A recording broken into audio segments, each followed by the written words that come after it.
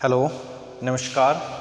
मैं राजेश कुमार, श्री अमृतनाथ महाविद्यालय फतेहपुर सहकावाटी सह आचार्य इतिहास विभाग।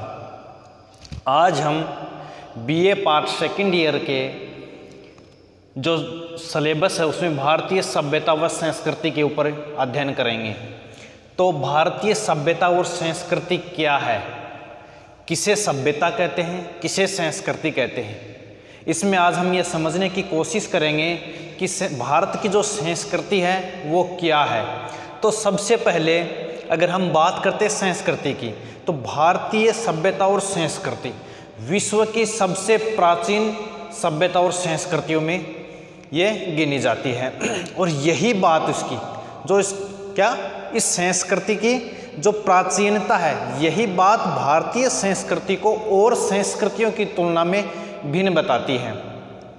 ये अपनी समकालीन संस्कृतियों की तुलना में सबसे प्राचीन संस्कृति मानी जाती है। इस संस्कृति के ऊपर ये जो डॉक्टर सत्यकेतु विद्यालंकार हैं, डॉक्टर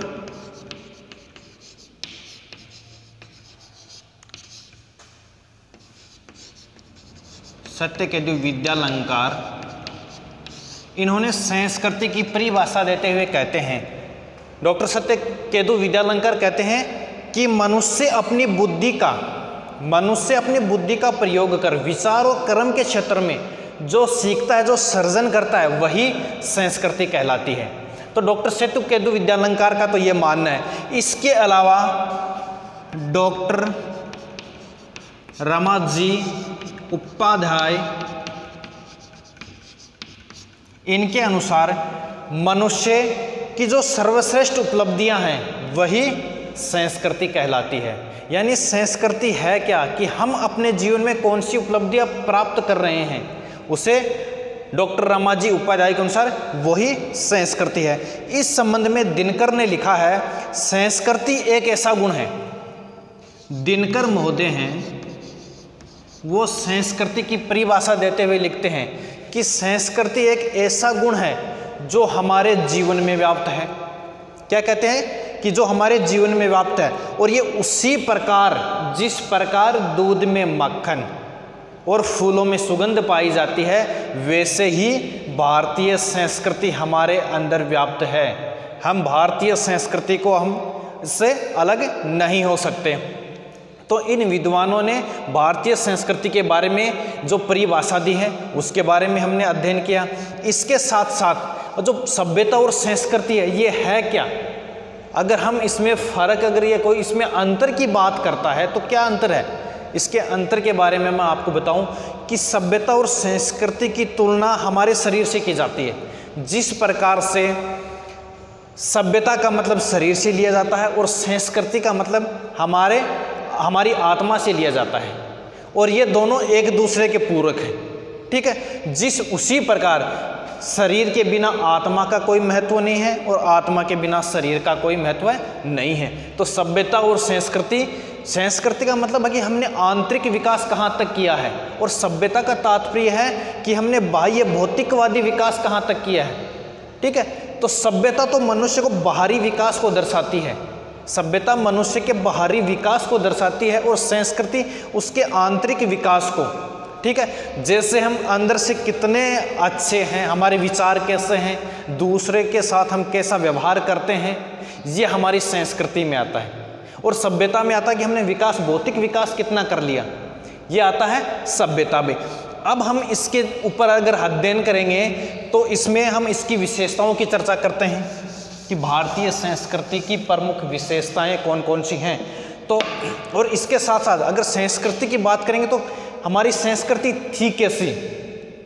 देखिए, उस समय समाज की अगर हम चर्चा करें संस्कृति के बारे में, तो जो ब्राह्मण थे, ब्राह्मण स्वेच्छा से गरीबी को अपना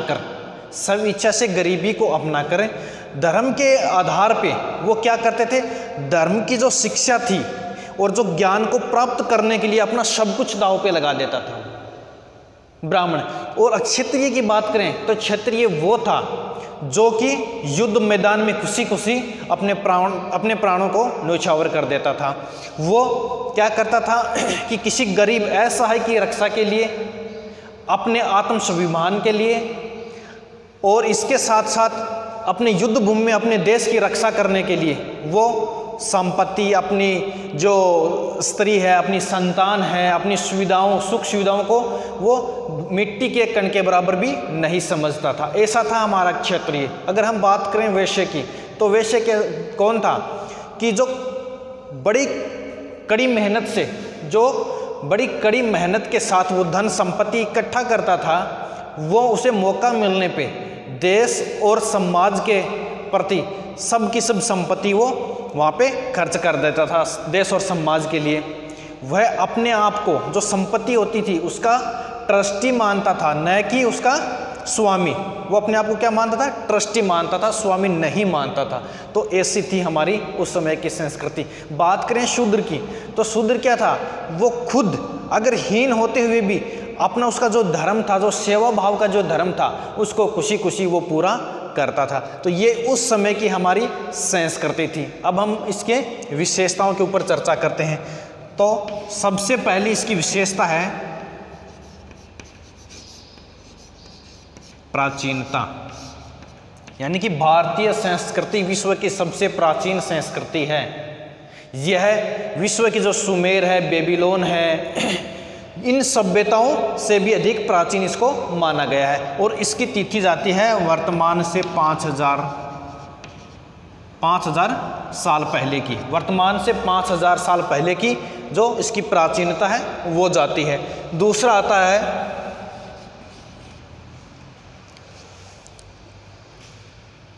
धार्मिक सद्भाव, धार्मिक सद्भाव व विचार अभिव्यक्ति की स्वतंत्रता, विचार अभिव्यक्ति की स्वतंत्रता।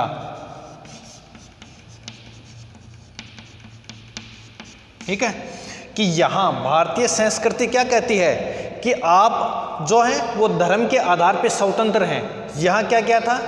अशोक महान ने बौद्ध धर्म को स्वीकार करने के पश्चात भी, वो उस समय राजा था, सर्वोच्च था उस समय, उसने क्या किया कि बौद्ध धर्म को स्वीकार कर लिया, लेकिन उसने कभी भी बलपूर्वक किसी को भी बौद्ध धर्म को स्वीकार करने के लिए उसने विवश नहीं किया।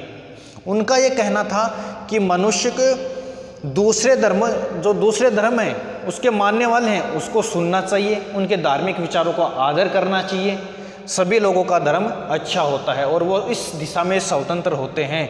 तो ये धार्मिक स्वतंत्रता और विचारों की अभिव्यक्ति की स्वतंत्रता, अपने विचारों को रखने की स्वतंत्रता भारतीय संस्कृति देती है।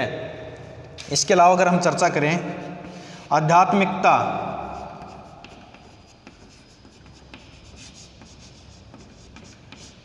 आध्यात्मिकता कि हमारा देश शुरू से ही आध्यात्मिक रहा है।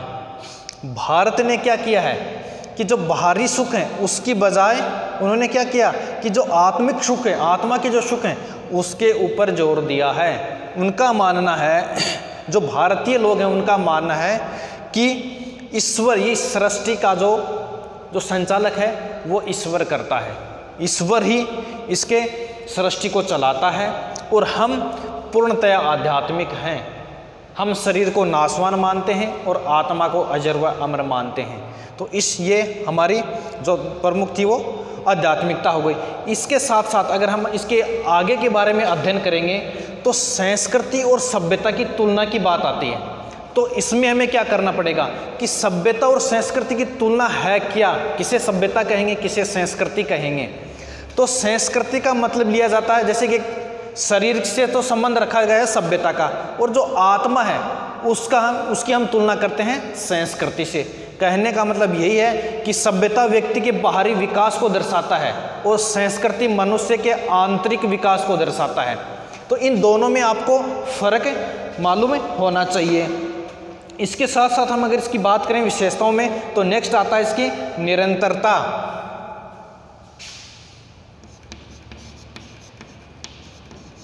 निरंतरता यानी भारतीय संस्कृति कई हजारों सालों से निरंतर चली आ रही है, इसमें कहीं कोई रुकावट नहीं हुई। भारतीय संस्कृति ने जितने विदेशी हमलों और आक्रमणों का सामना किया है उतनी किसी अन्य सभ्यता और संस्कृति ने नहीं किया। हमारे देश के ऊपर बाहर से लोग आए और उन्होंने आक्रमण भी किया। उनमें प्रमुख थे शक हैं, हुण हैं, कुषाण हैं। इन लोगों ने भारत पे राजनीतिक विजय भले ही प्राप्त कर ली हो, लेकिन वो सांस्कृतिक विजय प्राप्त नहीं कर सके। तो निरंतर रूप से हमारी भारतीय संस्कृति अबाध रूप से प्रभावित चली आ रही है। तो इसकी अगर हम चर्चा करें तो ये जो पूरा का पूरा जो भारतीय संस्कृति थी, जिसमें प्राचीनता आ गया, धार्मिक सद्भाव, विचारों की स्वतंत्रता आ गई, आध्यात्मिकता आ गई, निरंतरता आ गई। और इसमें नेक्स्ट है धर्म की प्रधानता। धर्म की प्रधानता कि भारतीय संस्कृति है वो धर्म को सबसे ऊपर रखती है। धर्म का मतलब यहाँ मनुष्य के कर्तव्य से लिया गया है कि मनुष्य का जो कर्तव्य है उसकी पालना करते हुए उसे अपना जीवन यापन करना चाहिए। महाभारत में कहा गया है कि अर्थ और काम का इस प्रकार से सेवन करना चाहिए, अर्थ और काम का इस प्रकार से आप सेवन करो जिससे कि धर्म की उपेक्षा ना हो। कहने का मतलब है कि धर्म को हमारी संस्कृति सबसे ऊपर रखती है। तो ये जो हमारी भारतीय संस्कृति है, ये इसमें कहने का साफ साफ सीधा और ये मतलब निकाला जाता है कि जो और सभ्यता और संस्कृति हैं, जैसे कि हम बात करते हैं पश्चिमी सभ्यता और संस्कृति की, तो वो क्या करती हैं, वो भौतिकवाद की ओर चल रही हैं, लेकिन भारतीय संस्कृति आध्यात्मिकता की ओर चल रही है।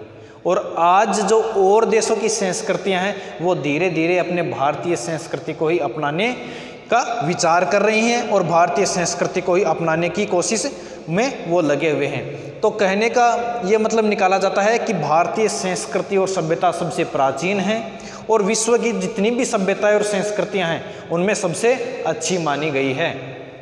ठीक है, थैंक यू।